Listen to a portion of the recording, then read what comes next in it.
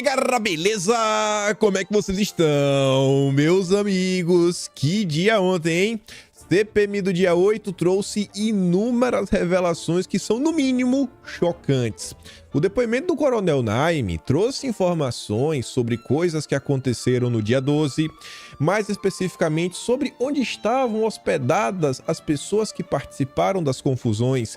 E não era nos acampamentos. Inclusive, a turma do desgoverno trabalhou contra um requerimento, no mínimo, peculiar. E, obviamente, vai comentar sobre isso. Também vamos falar sobre as revelações que envolvem o seu Capelli, a ABIN e mais algumas coisinhas, inclusive sobre alguns relatórios aí da ABIN que o Naime, eu acho que ele falou sobre isso. E o Globo soltou uma nota nas últimas horas e que não são aqueles alertas que o Gonçalves Dias teria recebido, são outros relatórios, 11 relatórios que o teor até então ainda não foi divulgado, pelo menos pela imprensa. Depois vamos falar sobre ele. Jair Messias Bolsonaro foi ontem na Lespe, parou a Câmara dos Deputados Estaduais de São Paulo e, gente, o nosso Jair concedeu entrevista ontem, na verdade já saiu, não lembro se foi no final da noite de ontem ou no dia de hoje, e hoje retorna, né, o seu julgamento. Vamos falar sobre isso. Entrevista interessante, vários acenos sobre o futuro. E na participação do Jair ontem na Lespe, né, foi lá conversar com os deputados, ele andou falando sobre alguns assuntos bem relevantes. Fiquei surpreso. Na verdade, o Bolsonaro sempre surpreende, né? E sempre positivamente. Eu quero mostrar para vocês as falas do nosso capitão.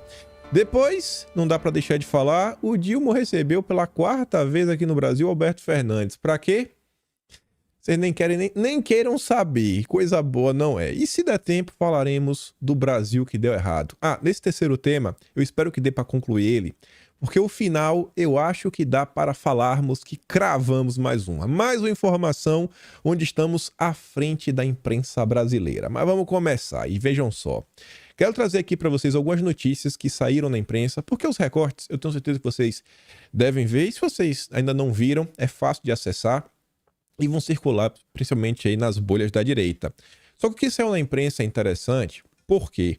Porque esse tipo de matéria, muitas vezes, ela é lida por pessoas que não fazem parte da bolha da direita.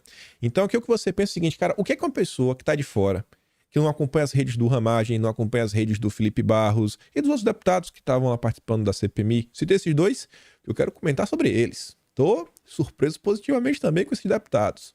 Mas vejam só, o UOL noticia que Coronel diz que a ABIN avisou em 7 de janeiro sobre a invasão do dia 8.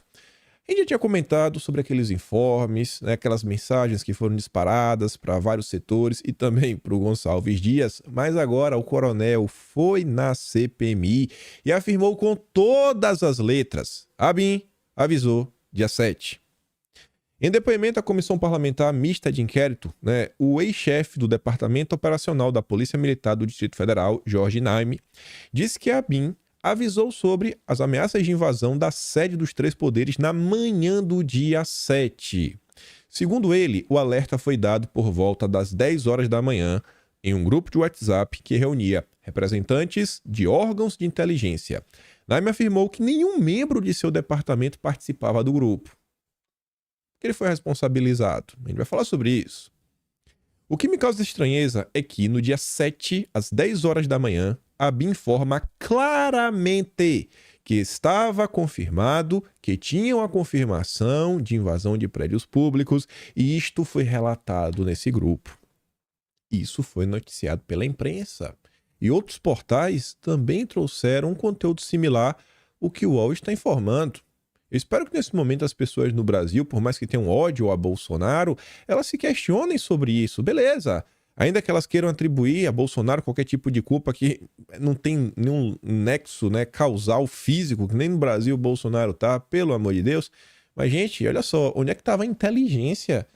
Querem nos fazer acreditar que um bando de senhorinhas, senhores, tios de do Zap, um público bem diversificado, sem nenhum equipamento mais robusto, nenhum tipo de ferramenta perigosa, eles invadiram Brasília e não conseguiram conter, porque você vê que depois a polícia conseguiu conter o pessoal.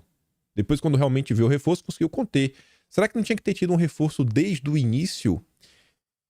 E o coronel fala sobre isso na CPMI. Naime não soube informar se o secretário interino de Segurança Pública do Distrito Federal tomou conhecimento dessa informação. Os senhores precisam ver onde essa informação chegou.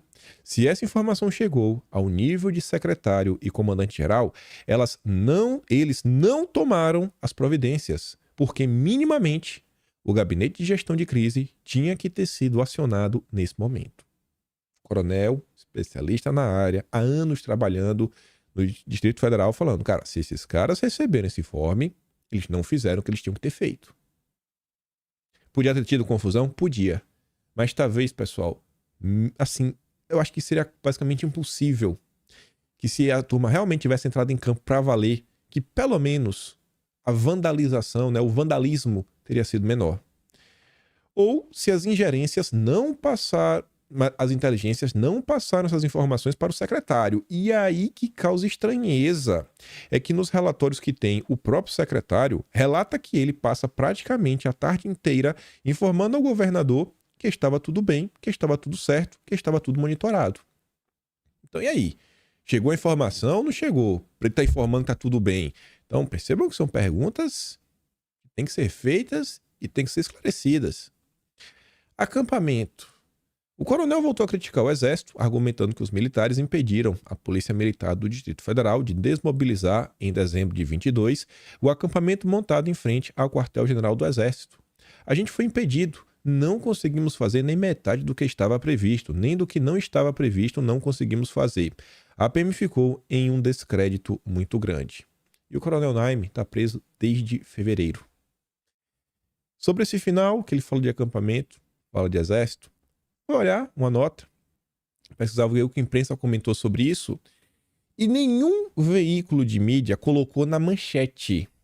Mas algumas notas trouxeram um conteúdo, que vou mostrar para vocês algumas falas do Felipe Barros, que poderiam constar nessa notícia, porque daria uma informação extremamente importante para a população, mas o valor que é do Grupo Globo esqueceu dessa parte, ou talvez não viu os questionamentos do Felipe Barros. Mas vejam só, o coronel da PM diz que a CPMI do dia 8, né, ele diz que o Exército barrou ações contra os acampamentos.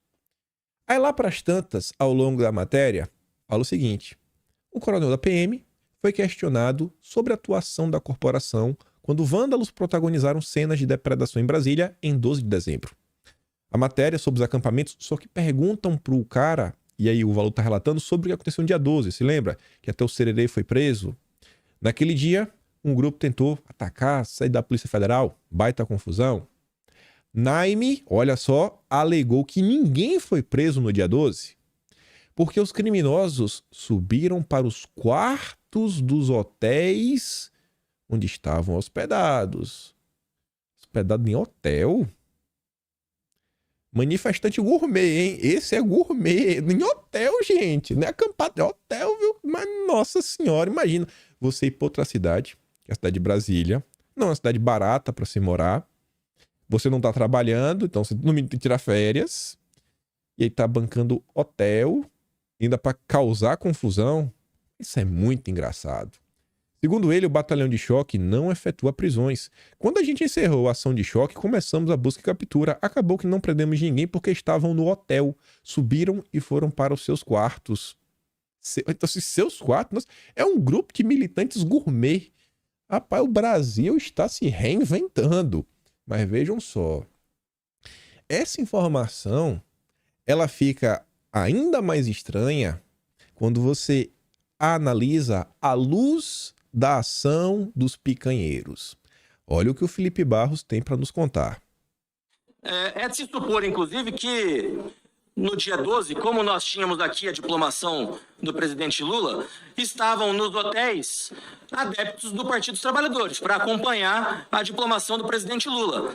Eu quero finalizar deixando uma pergunta. Será que é por isso que esse plenário rejeitou os requerimentos 183 e 351 que pediam o nome e a relação de todos os hóspedes nos hotéis de Brasília do dia 10 ao dia 13?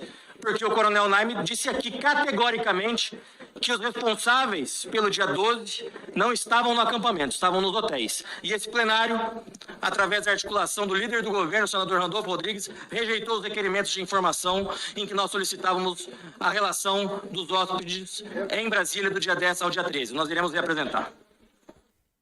Vocês entenderam isso? Os governistas rejeitaram 2 requerimentos que queria o nome de todo mundo que se hospedou em Brasília entre o dia 10 e o dia 13 de dezembro. Pessoal, o PT ser contra algo já é estranho. Só que fica ainda mais estranho quando a relatora, aliada do PT, deixa claro que ela quer traçar toda a ordem cronológica dos fatos, a elucidação, encontrar todos os envolvidos e um requerimento que traz informações que pode ajudar a apontar nome de pessoas, até para você fazer um cruzamento. Vai que alguém foi preso no dia 7, então você checa, opa, essa pessoa estava hospedada em Brasília no período do dia 12, no dia 8 você vê, pô, estava hospedada em Brasília entre dia 10 e dia 13 e também estava em Brasília, foi preso no dia 8. Você tenta fazer um cruzamento de dados e o desgoverno não quis? Mas como assim, rapaz? Ainda mais nesse período do dia 12, também era a diplomação do Dilma e como o Felipe Barros salienta, podíamos ter muitos apoiadores do Dilma em Brasília. Assim, não é acusando de nada, mas não é engraçado? Não é engraçado os governistas serem contrários a isso? Os governistas também eram contrários a convocar o Gonçalves Dias. Não é engraçado isso?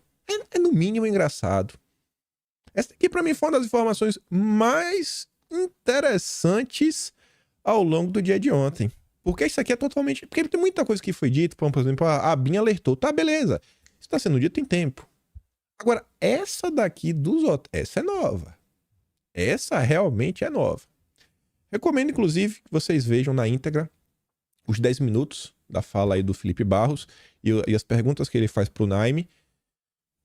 Felipe Barros, ele mostrou ser um bom deputado já no primeiro mandato, já mandou muito bem desde a época da CPMI das fake news e continua aí fazendo um bom trabalho. É um cara que eu espero aí que nos próximos anos continue seguindo, sabe, essa trilha.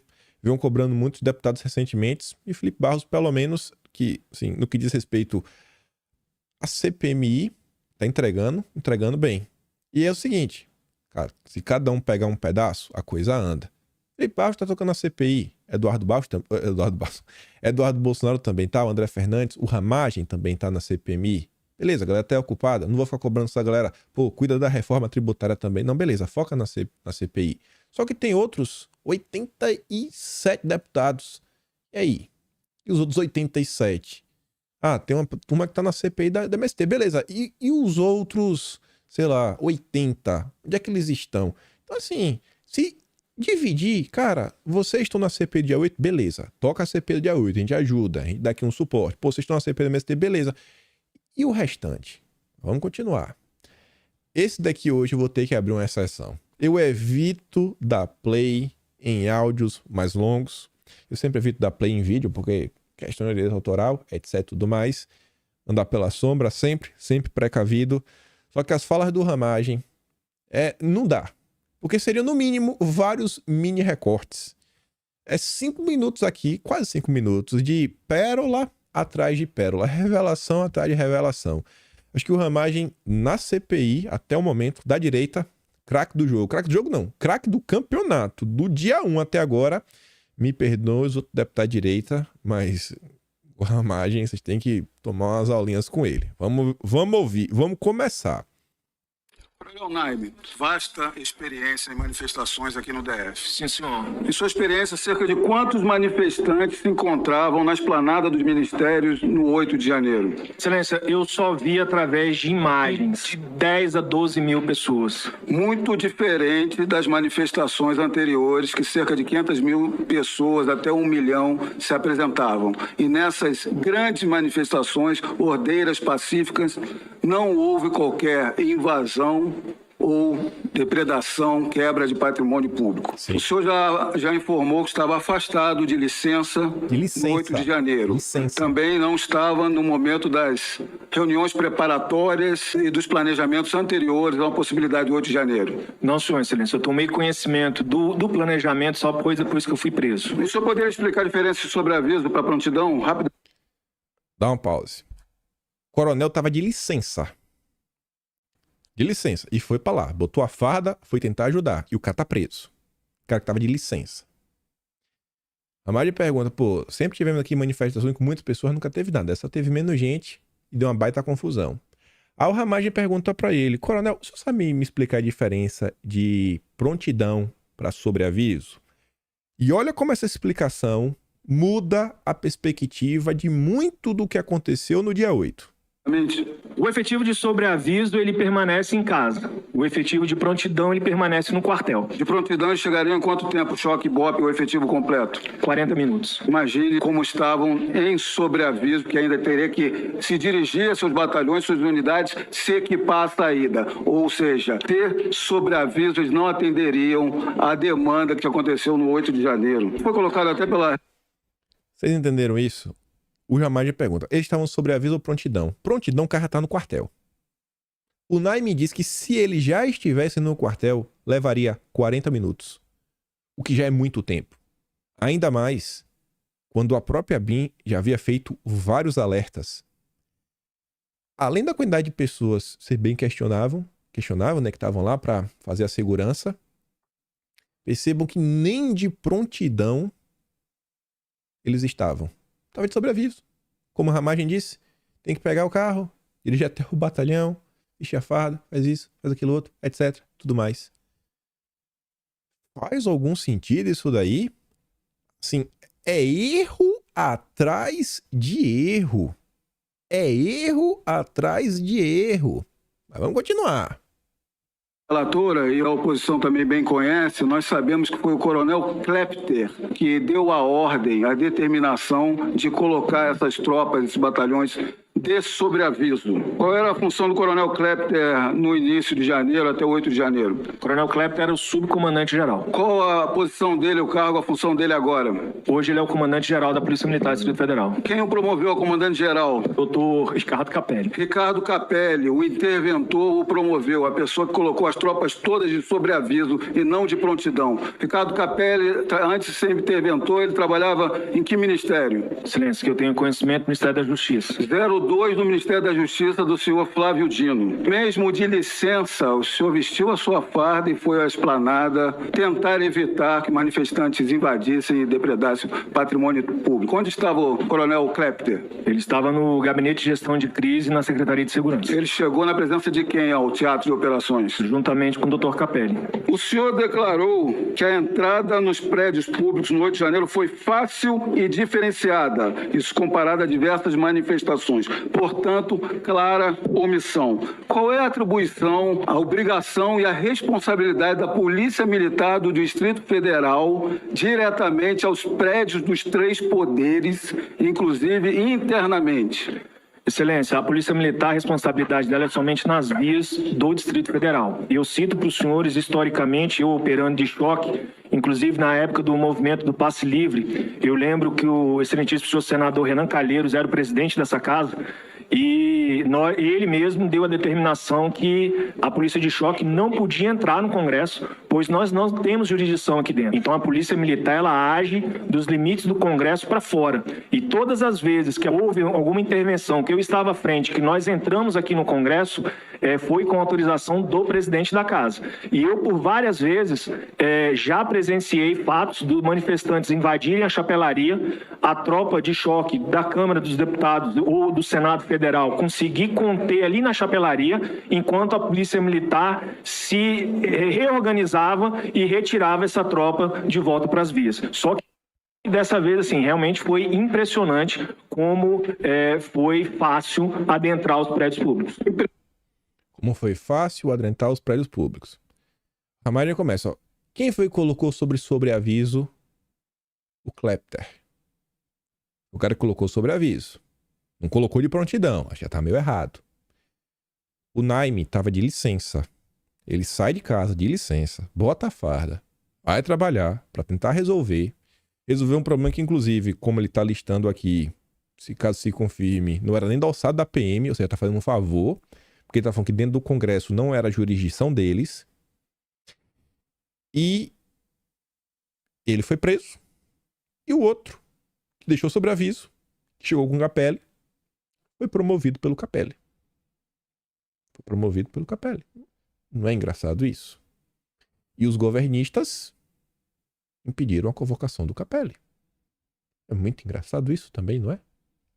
Impressionante como foi fácil adentrar aos prédios públicos. Os 3 prédios dos 3 poderes pertencem à administração pública federal ou distrital? Pertence à administração pública legislativa federal, ao judiciário federal e ao executivo federal. Então, o senhor não estava trabalhando no momento do 8 de janeiro, nem no planejamento. O senhor vestiu sua farda e foi para o fronte tentar ajudar os colegas no trabalho. O senhor não estava nos grupos que recebiam as notícias de ameaças e alertas do perigo de invasão em grupos federais ou distritais.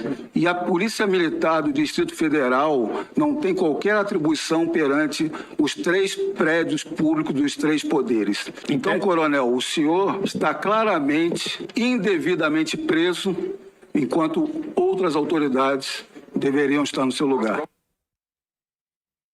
Irretocável a arguição do Ramagem. Talvez a experiência enquanto policial federal já deve ter participado de outros depoimentos, sabe quais são as perguntas a serem feitas.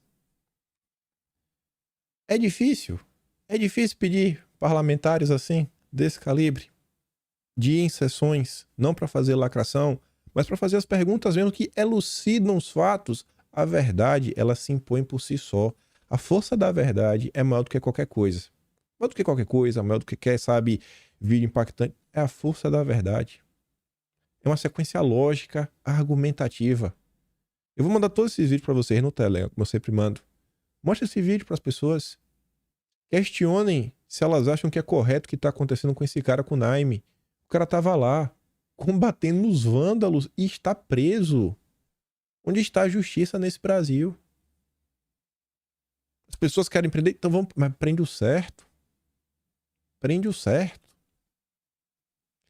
Aí veja, saiu uma nota, meio-dia ontem, CPI de 8 de janeiro, a BIM diz ter 11 relatórios de inteligência sigilosos. E aqui não é aqueles alertas, aqui não são aquelas mensagenzinhas que pintaram, por exemplo, pro Gonçalves Dias.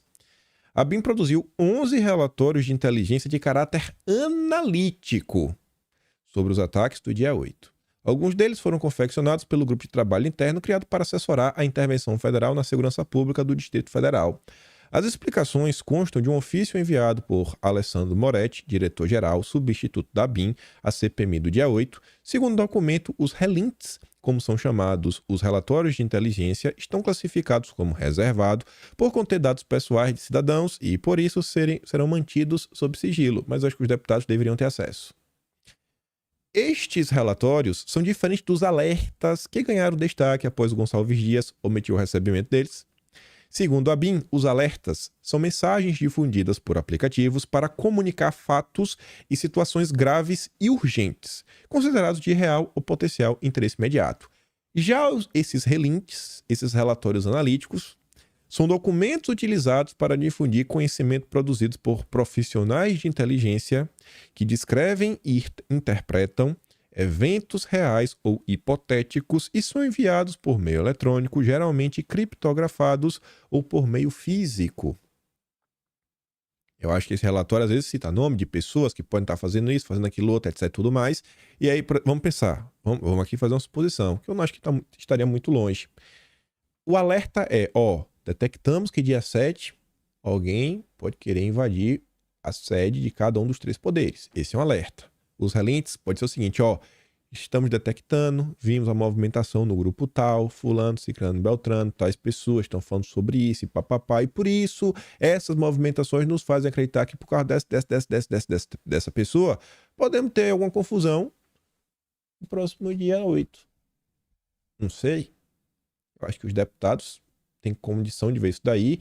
Vai ter lá a sala cofre da CPMI do dia 8 para evitar qualquer tipo de vazamento, mas acho que são informações essenciais na apuração dos trabalhos. CPI do dia 8.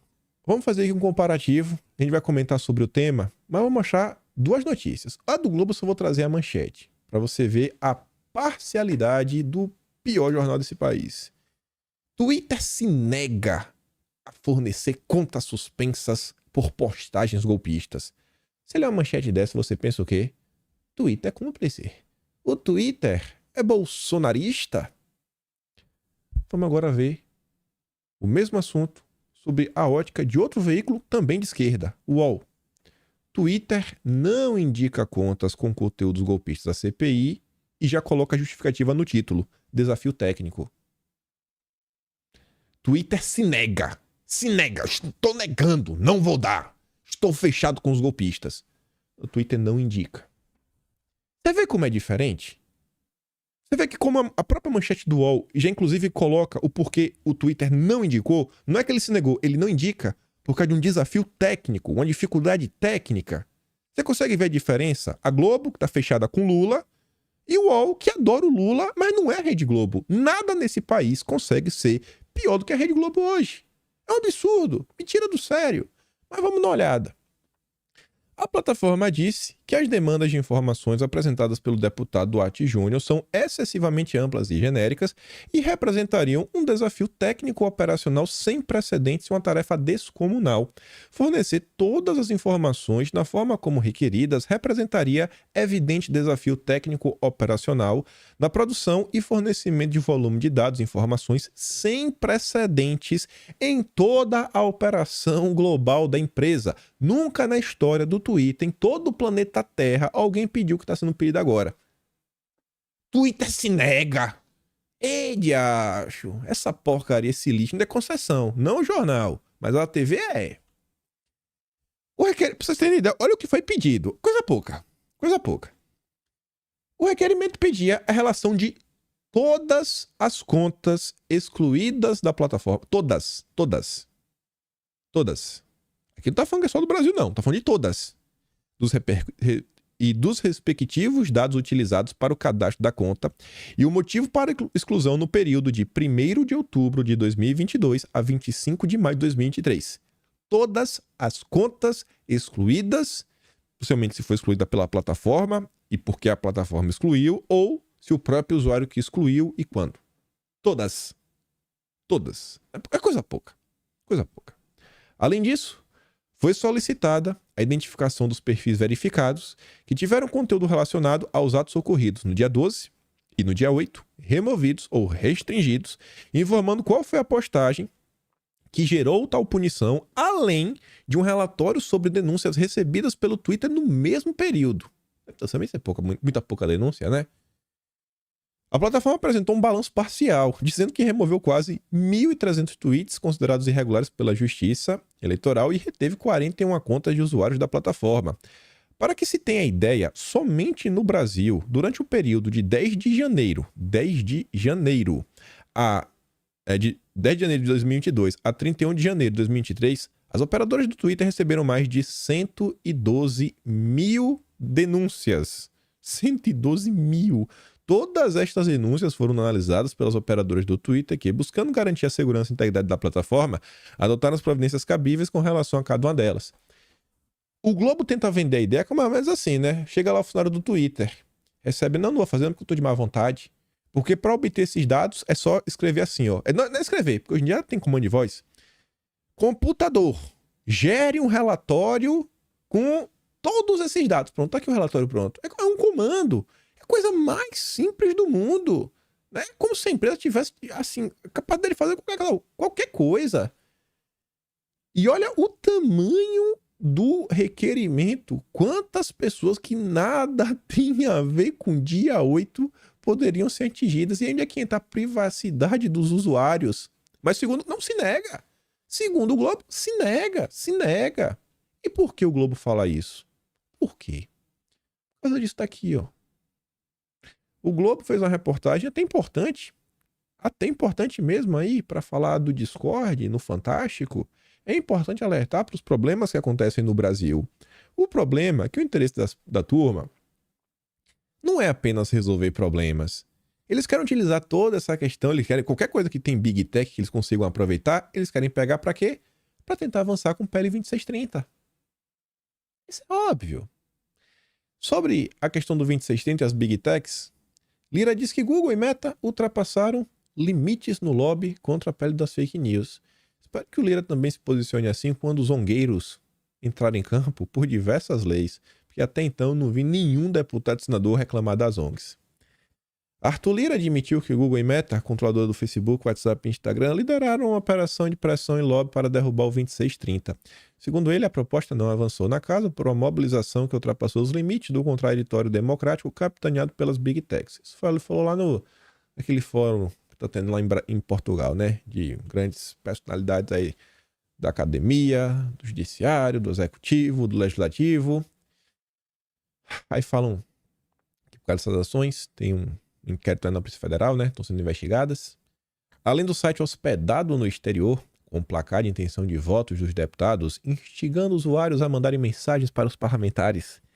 Eu não entendi o que é que tem diferente, sabe, do site estar hospedado no exterior. Eu acho que foram os próprios deputados que fizeram isso daí, né? Montaram um site. E se não for os deputados, qual seria o problema de você montar um site?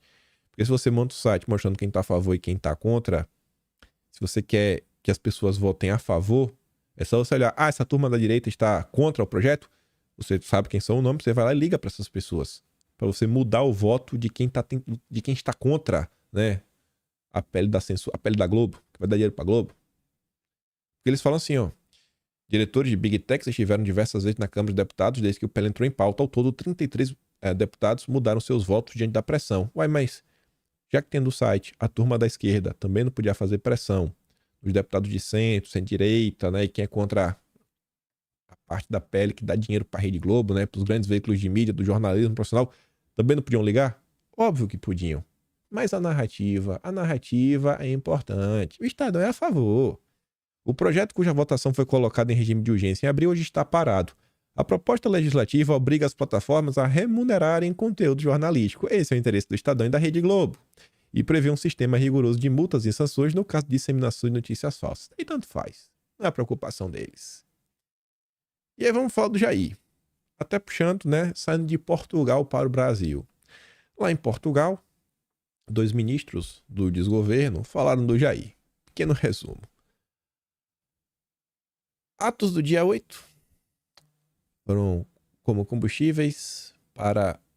atos de Bolsonaro foram como combustível para o dia 8. Quem diz é o Silvio Almeida. Outra manchete falando sobre ele. Democracia brasileira depende de responsabilização exemplar de Bolsonaro. Tá bom. Para Silvio Almeida, a atuação do ex-presidente na pandemia, os ataques às instituições foram determinantes para o dia 8. Tá vendo aí, né? Qual a relação da pandemia para o dia 8? Não sei. Mas ele é um acadêmico e a gente é só o povo. O povo não tem voz, o povo não tem vez. Então deixa lá.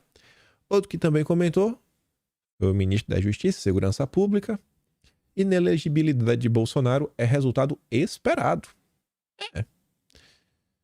Afirmou que a medida será uma resposta prévia a eventuais liderados que queiram se posicionar contrários à democracia. Dessa democracia é demais, viu? Como não amar a democracia, né? Meu Deus do céu. Amantes do sistema. Olha, não vou nem continuar. Vamos avançando. Foi no final da noite de ontem. Fiquei na dúvida se foi no final da noite de ontem ou no início da manhã de hoje. Jair Messias Bolsonaro concede a sua última entrevista antes do Vamos Ver. Começa hoje, talvez nem termine hoje. Talvez hoje tenha só o voto do relator, mais 1 ou 2 votos aí e fique para o dia 29 a conclusão do julgamento. Mas Bolsonaro já disse que espera estar inelegível. Não acho que ele está errado em esperar isso. Essa entrevista foi muito surpreso. Muito surpreso. Até deixo meus parabéns para a Mônica Bergamo e sua equipe. Sério mesmo, eu li do início até o fim. Aí você acha que assim, né, esperando algum tipo de sacanagem contra Bolsonaro, etc. Não, foram bem respeitosos nas perguntas. Acho que colocaram as falas de Bolsonaro, quando Bolsonaro tinha alguma coisa meio subentendida, também não ficaram forçando a barra. Fiquei surpreso, positivamente. É difícil acreditar que um dia ia ver uma entrevista bem sincera e honesta vindo da Folha de São Paulo, mas acabou acontecendo. Bolsonaro disse que é imbrochável e que tem bala de prata para 2026. Contido para seus padrões de espontaneidade, Bolsonaro admitiu a possibilidade de ficar inelegível e só falou de seus sentimentos sobre a situação depois de alguma insistência. Disse que mesmo fora da urna, pretende seguir na vida pública. Falou sobre possíveis sucessores, admitiu que pode passar um tempo fora do Brasil. Lê abaixo os principais trechos. Vamos dar uma olhada. O senhor passou 4 anos intensos. Ligado, no 220, desencapado. Esse é o Jair. Mas agora o senhor perdeu a eleição, provavelmente vai se tornar inelegível. Qual o seu sentimento, Bolsonaro? A tendência, o que todo mundo disse, é que ele vai ficar inelegível. É errado ele tá de pensar nisso? A gente só tem esperança do Espírito Santo. Sim, mas eu queria insistir. O senhor está triste ou animado para brigar? E Bolsonaro fala, eu não vou me desesperar. O que eu posso fazer? Eu acho que essa fala de Bolsonaro aqui ela deveria ser interiorizada por grande parte da direita, e não só para essa situação, mas para tudo. Muitas vezes a gente se depara com problemas que em um determinado momento são intransponíveis. E aí, ao invés de se deixar abater, ao invés de às vezes comprar uma briga que só vai piorar a situação, talvez naquele momento, cara, é não se desesperar. Calma, respira, coloca a bola no chão, vamos pensar, vamos reagrupar, vamos tentar de novo. Mas qual é o seu sentimento, Bolsonaro? E ele diz, rapaz, sou imbrochável até que se prove o contrário. Vou continuar fazendo minha parte. Não vou desistir. Perder, beleza. Vida que segue. A luta continua. O senhor acha que pode reverter a inelegibilidade no futuro? E aí eu falei para vocês que existe um xadrez 4D, né? Não é um xadrez 4D, mas existe uma possibilidade remota, a depender do cenário em 26, de alguns fatores. Algumas pessoas que estarão em algumas posições-chave, já tinha comentado isso para vocês, Bolsonaro meio que fala sobre isso, que ele fala assim, ó, olha, eu conheço a composição das cortes superiores, que mudam com o tempo, de acordo com os governos, que indicam seus integrantes, mas isso aí não foi Bolsonaro que falou. Isso aí é uma adição da turma da Folha de São Paulo. Que é possível, errado ele não tá. Existe a possibilidade, sim. A composição ela vai mudando. Agora, quando a gente fica sabendo, beleza. Desde janeiro de 2019, falando que eu ia dar o golpe. Vai dar o golpe, vai dar o golpe, vai dar o golpe. Olha, botou militar. Eu botei gente que era do meu círculo de amizade. Se eu fosse petista, ia botar gente que faz coisa errada. Bolsonaro não perdeu a vez. O senhor, obviamente, vai seguir na vida pública. Olha, eu fico até... Aí fala que tava no CEPAC, aí fala como foi, etc, tudo mais. Aí lá partindo ele fala assim, ó. Está acontecendo a mesma coisa aqui no Brasil. Estive agora 2 dias em Porto Alegre. É um negócio que eu fico até... sai lágrimas dos meus olhos. De ver como o pessoal gosta de mim. Quem sou eu? A minha esposa Michele agora está fazendo um trabalho fantástico. Estava lá em Ji-Paraná, Rondônia, semana passada. Ela aprendeu a discursar em atos políticos. Eu não conhecia esse lado dela. Ela conversou no PL do ano passado. Todo mundo se assustou. Ela não foi treinada, nada. Aí a jornalista pergunta, ela pode ser candidata a presidente? Aí Bolsonaro já responde, ó, se ela quiser ela pode. Mas o que eu converso com ela é que ela não tem experiência. E eu não acho que Bolsonaro está de todo errado nisso. Para ser prefeito de cidade pequena já não é fácil. Lidar com 594 parlamentares, que são 513 deputados e 81 senadores, né, juntos, 594, não é fácil também não.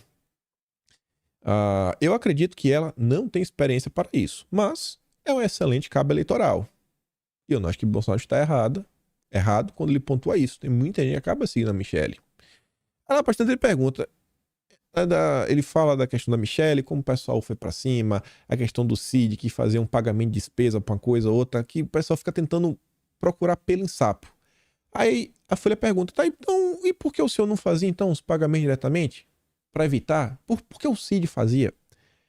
A resposta de Bolsonaro é tão óbvia que eu não sei, ele já falou isso tantas vezes que eu não sei como a imprensa ainda insiste, mas ele fala assim, ó, é pagamento para manicure, é não sei o quê, né, umas frescuras. Então era para não entrar no meu nome e não ficar toda hora usando o meu cartão. Daqui a pouco eu tô pagando algo para um cara que tem problema. Aí ele diz, ó, já pensou se Bolsonaro coloca um Pix para um cara que cuida de cachorro, por exemplo, mas esse cara também tá na boca, que vende coisa errada. Tu já pensou? Olha lá, Bolsonaro. Bolsonaro, né, tá usando aí umas coisas pra ficar biruta. Porque fez o Pix pro cara que tava lá.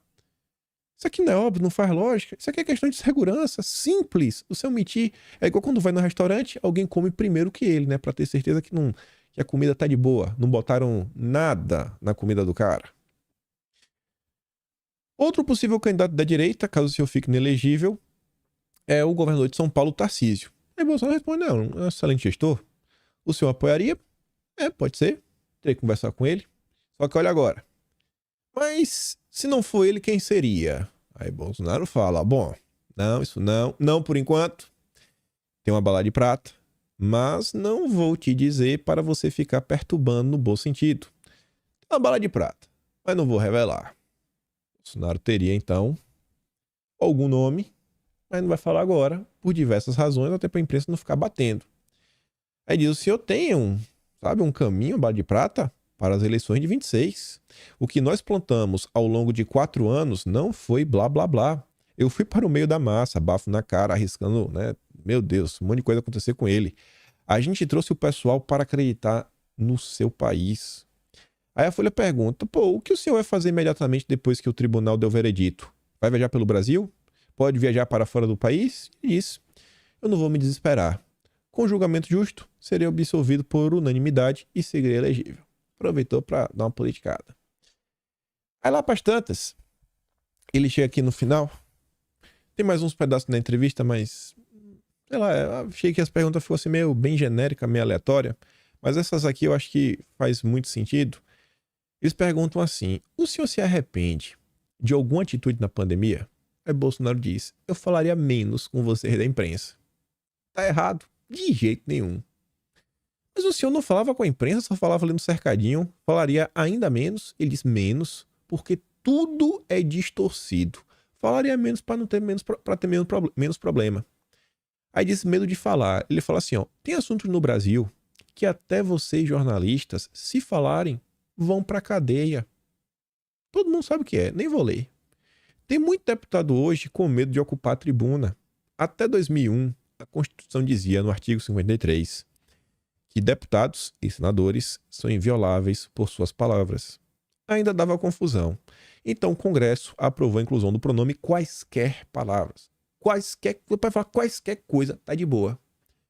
Aí lá para tanta, Bolsonaro diz, agora, esse pronome quaisquer não vale mais.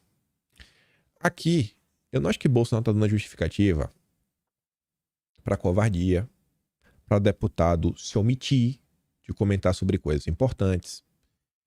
Aos meus olhos, posso estar errado. Eu acho que quando o Bolsonaro fala sobre isso, ele está dando um puxão de orelha naquela turma que fala besteira, que fala lorota e que só se vira contra eles mesmos lá na frente. Ele está falando, irmão, hoje tá complicado, então vai falar, para e pensa. Pensa para ninguém distorcer o que você está falando. Vocês tiverem 4 anos me vendo apanhar. A turma tem que começar a aprender com o erro dos outros.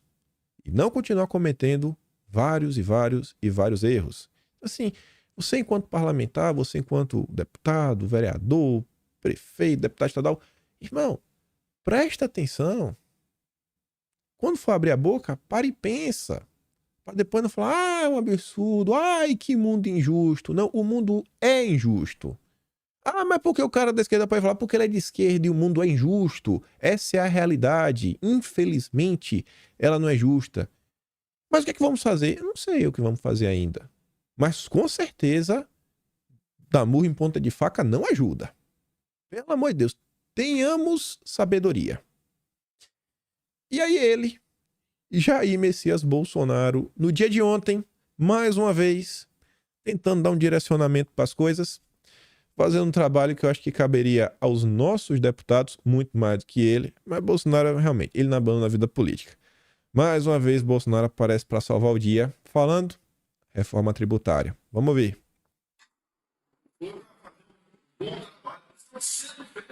Aqui, ó.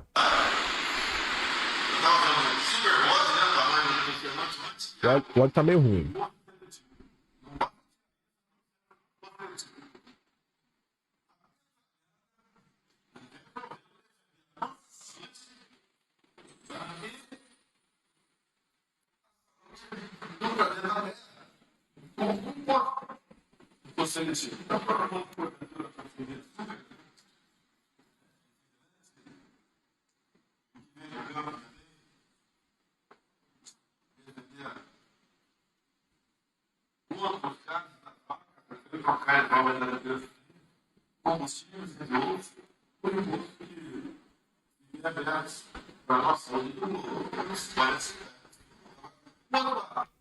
O áudio tá bem ruim. Eu vou mandar esse vídeo pra vocês podem checar. Mas Bolsonaro falou que tem a reforma tributária, agora tem o imposto seletivo, que é a petralhada quer cuidar da nossa saúde e da saúde do globo.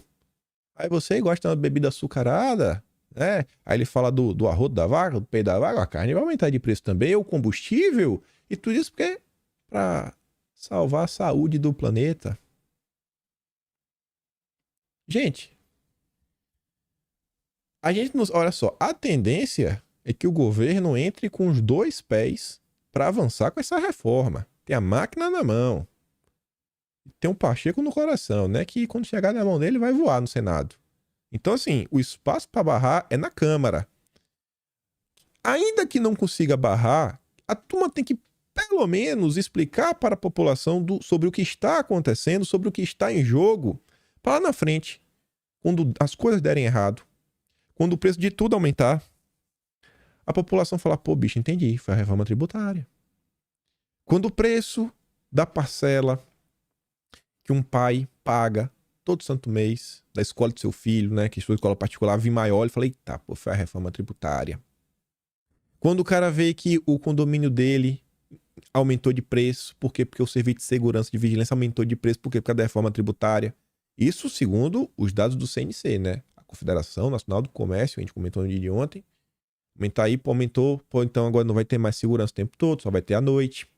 Começa a gerar desemprego no setor de serviços, que é o que a turma está apontando.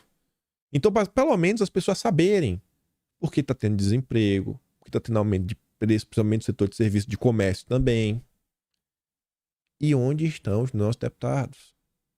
O PL tem 99. 99. Tem a turma que tá na CPI. Todo mundo tem que falar da CPMI do dia 8. Até a CPI da MST anda, sabe, meio borocrochô. Você vê assim, uma coisa ou outra rolando, né? Não aparece nos jornais, tá meio de lado. A CPI dos americanos, você esquece. Tá lá Bolsonaro mais uma vez falando. Mais uma vez. Foi pra rede social. Ele foi pra LESP, tá? Na LESP. Além disso daí, Bolsonaro ainda puxa outro canto. Ele fala, ó, além desse imposto seletivo, talvez o pessoal tá aí, né? Boca aberta, ainda ao longo desse vídeo, ele fala assim, ó, ainda tem outra questão, que é o rateio aí, né? De quanto vai pra estado, município, etc, tudo mais, que é outro aspecto da reforma tributária. E ele fala, por exemplo, da questão dos estados, do royalties, do petróleo, etc, tudo mais. Gente, Bolsonaro não tem mandato. Ele tá rodando só, né? Fazendo campanha, trazendo gente, montando base, festa pra tudo que é lado, nesse sentimento. Essa energia boa, não, tá aí, defendendo o Brasil. Defendendo o Brasil. Podendo ficar inelegível hoje e tava ontem preocupado, não, com a reforma tributária. Você vê a diferença? Como é que eu não vou defender esse cara? Como é que eu não vou... O cara que tá defendendo o teu bolso. Tem hora que eu fico pensando, falo, rapaz, será que os deputados não percebem que até eles vão pagar mais imposto? Vai ficar caro, até a vida deles vai ficar mais cara? Beleza que eles ganham um bom dinheiro, mas será que eles não percebem isso?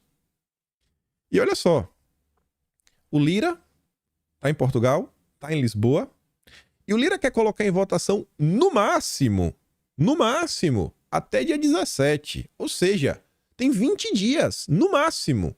E no máximo 20 dias vai entrar em votação. Então, eu acho que tem que comentar sobre isso. A expectativa é dia 7 entrar em votação, ou seja, daqui a 10 dias. Hoje é dia 27, não é que isso é dia 27, em 10 dias. Vai esperar entrar em votação para colocar o dedinho assim, que nem falar, o governo fez isso, o governo manobrou. Vai esperar. O Aguinaldo Ribeiro, que é o relator, tá rodando o Brasil, se encontrando com o governo, governadores, prefeitos. Acho que a turma deveria prestar atenção. A população vai pagar um preço caro se isso for aprovado. Ontem, passando no Twitter, eu vi que a Tsu colocou outro trecho da participação de Bolsonaro lá em Porto Alegre. Eu não vou dar play, eu quero mostrar outras coisas ainda. Bolsonaro fala sobre as ONGs, fala sobre a exploração da biodiversidade da Amazônia, estavam lá tentando, né, fazer parceria. Ele interrompeu. Não, pera aí, rapaz. Pera aí. E depois a Tsu colocou um negócio lá sobre o Jeff, que a gente comentou também, etc, tudo mais. Mas tá lá Bolsonaro falando, rapaz, as ONGs estão fazendo, Brasil, etc, tudo mais. E não fez isso, como ontem, também na Lesp, mais uma vez, Bolsonaro sem mandato. Olha o que ele disse. Eu já fazer um bom trabalho. Sempre fez um bom trabalho. É uma TV da bom. Coisa antiga, né? Se for falar da ideia amazônica aqui, também tem que ser internacionalizar. Nossa, interessava com o mundo, um cara diferente. Eu pedi para você. Depois ele continua o vídeo e fala sobre o discurso dele na ONU, que até a gente comentou tudo bem, porque a Tsuki ela tinha cortado esse vídeo postado no Twitter. E foi o que ele falou lá em Porto Alegre. Bolsonaro tá aí com os deputados estaduais falando, ó, tem um bom trabalho sendo feito, CPI das ONGs. Bolsonaro falou até sobre a lei amazônica, foi o que acabou virando dossiê aqui no canal esses dias. Aquele dia que o vídeo deu errado, fiz ao vivo. Só que ele errou a data, viu, Bolsonaro? Em 1946, que começaram a tentativa. O senhor errou por 20 anos, né? Fake news. A empresa vai falar que é fake news. Fake news porque não foi em 26. A informação é verdadeira. Só errou a data. Brincadeira à parte. CPI das ONGs. Tem que prestar atenção. Hoje temos sessão. Seria muito bacana se a turma desse a mesma atenção que está dando para a CPI no dia 8. E a população também. Ontem tinha mais de 20 mil pessoas ao vivo no site da TV Câmara. E hoje tem lá, ó. Hoje teremos primeira sessão de depoimentos. Primeira. Hoje começa.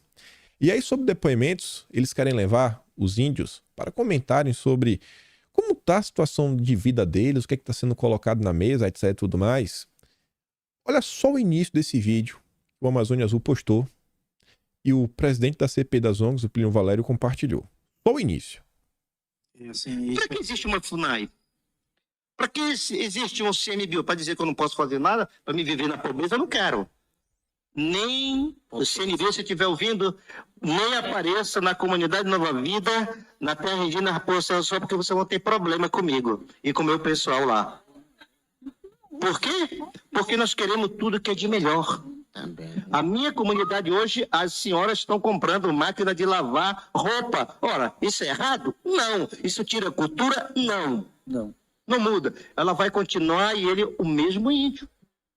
O que nós queremos e o que é preciso para aquelas mulheres, a mim é que todas as pessoas que não são, que eu não gosto de chamar, o branco, eu não gosto dessa palavra. Isso foi alguém que criou. Para distanciar um e É para outro. distanciar, para começar a criar essa parte. Essa palavra aqui eu vejo, sabe como? Que quem criou? Uma forma de racismo. Exatamente. Eu acho que nós deveríamos banir essa palavra, viu, amigo? Nós somos um povo brasileiro, cidadão brasileiro. Cidadão brasileiro, pronto. Somos todos índios. Todos. Você Vamos continuar. Você entendeu? Só quer ter dignidade. Só quer ter uma máquina de lavar em casa. Esses dias eu participei de um live e eu falei sobre isso. Falei que é um absurdo como no Brasil máquina de lavar ainda acaba por ser um item de luxo. De tão difícil que está a situação. E a turma tem que entender isso também, tem que trazer essas pautas, sabe que é para trazer qualidade de vida da população.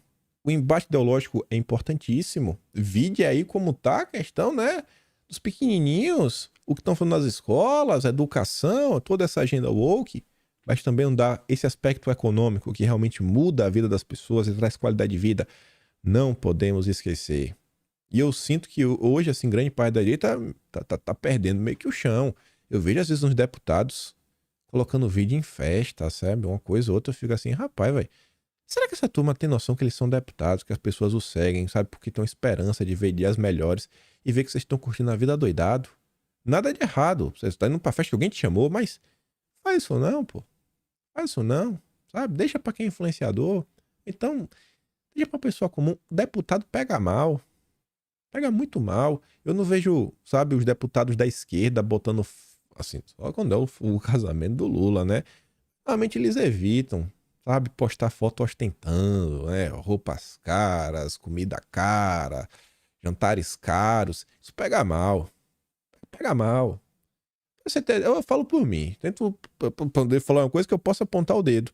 Eu não saio, eu realmente não saio, porque eu sou bicho do mato. Gosto de ficar em casa e jogar videogame. É o que eu gosto. Minha mulher briga comigo, briga. Mas eu acho que já entendeu depois de todos esses anos. E eu gosto disso aqui. Gosto de estar aqui, gosto de trazer coisa. Mas mesmo em casa, às vezes, eu nem sair pra comer. Às vezes eu compro alguma coisa pra cozinhar. Eu paro e penso, falo, pô, no Brasil as coisas estão tão difíceis. Até cozinhei, até fiz uma, sei lá, uma coisa assim. Eu fui um churrasco, às vezes. Vou postar isso aqui pra quê, velho? Pra quê? Vai mudar o quê? As pessoas também estão me seguindo pra algum tipo de informação interessante, etc e tudo mais. Então, tenta se compadecer do brasileiro. Volta um pouquinho pra terra.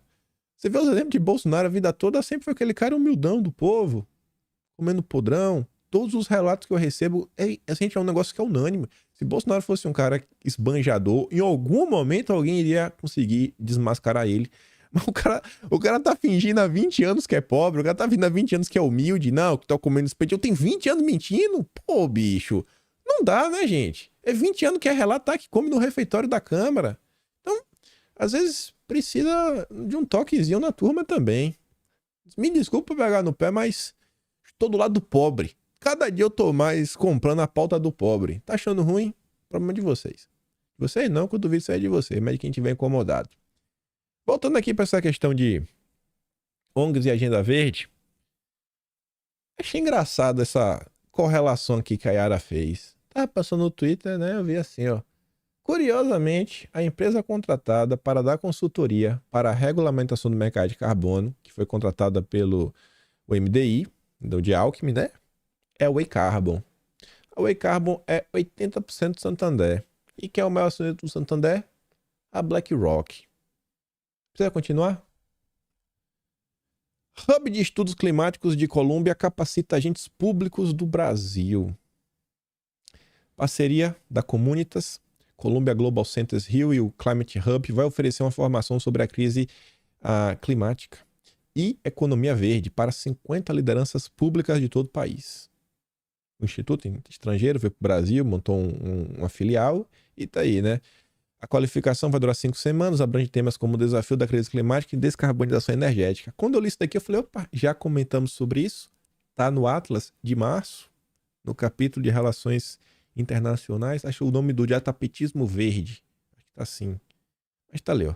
Rio terá centro de pesquisas de Colômbia sobre mudanças climáticas. Na abertura estava Marina, Eduardo Paes, Celso Amorim, Eloy Trena. Esses são os nomes em amarelo, são membros do governo. Em verde, a turma aí das ONGs, da sociedade civil, não zongueiros e a comunidade acadêmica. E a turma segue trabalhando. Bem rapidinho aqui, porque mostrar outra coisa no Brasil. União Europeia aprova a proibição de veículos a gasolina a partir de 2035. A oposição lá fora. A oposição, que foi a direita, da nova lei se preocupa com a geração de emprego e defendem que os argumentos de que os carros elétricos são mais baratos se tornaram inúteis por conta da crise e dos crescentes custos de energia. A galera fala, não, mas o carro elétrico é mais barato. Pô, mas a energia está ficando cada dia mais cara, está ficando mais caro que gasolina. Esses deputados também temem um efeito Havana, onde os europeus vão continuar a dirigir veículos movidos a combustíveis fósseis por não ter dinheiro para comprar os carros elétricos. Isso realmente acontece? É muito caro. Na Alemanha, 600 mil pessoas trabalham na produção do setor. Esses empregos estão em risco, declarou do Partido Popular Europeu de centro-direita. E aí, pra gente falar... Não sei nem se vai dar pra falar do Lula, mas eu vou falar uma coisinha extra ainda depois disso. Eu gostei muito dessa postagem do Plínio Valério e eu vou explicar por quê. Lula diz que BNDES pode financiar gasoduto Nestor Kirchner. O Alberto Fernandes veio aí ontem, né? E o Plínio Valério falou o seguinte...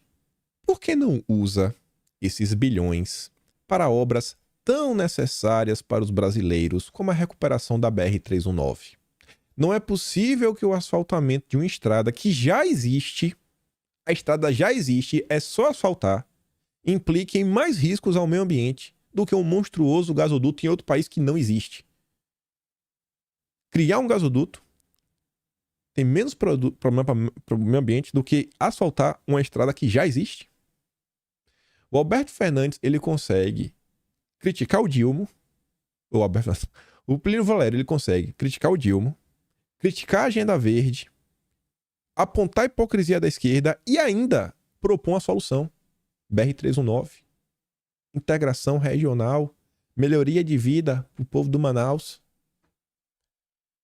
Essa é uma boa crítica. Critica e ainda aponta a solução de algo palpável para a população. Imagina a população lá da Amazonas lendo isso. Imagina o caminhoneiro. Imaginem os deputados, vereadores, prefeitos, governadores, etc., criticando coisas e apontando soluções na sua região. Cara, ao invés de fazer isso daí, aposta aqui na região, faz aquilo outro. Ser propositivo. Isso aqui é importante. Importantíssimo. Importantíssimo essa postagem. E a questão do Alberto Fernandes, eu não vou mostrar algumas coisas dele, mas eu quero falar ao final. Esse aqui eu quero fomentar ao final para poder... Não, esse aqui eu vou mostrar. Primeiro essa daqui, ó. Tava passando assim no Twitter. Olha isso daqui, gente. Gustavo Castanho, já falei pra vocês, o cara de esquerda, do PDT. Ah, mas se o Brizola tivesse vivo, apoiava o Lula.